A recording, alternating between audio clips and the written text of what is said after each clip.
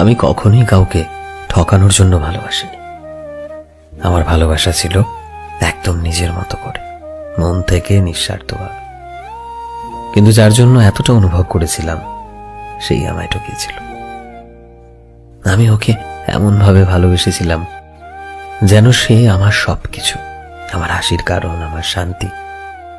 আমি দিন রাত ওর সাথে কথা ভেবে নিজের সবটুকু দিয়ে গেছি, কিন্তু সে কোনোদিন বুঝলো না আমার অনুভূতির মূল্যটা। আমি শুধু চেয়েছিলাম একটু ভালোবাসা, একটু যত্ন, কিন্তু সে দিল কষ্ট, অশ্রু আর ভাঙা মন। আজও মনে হয় আমি কাউকে ঠকাইনি, বরং নিজের সত্যিকারের ভালোবাসাটাকেই হারিয়েছি।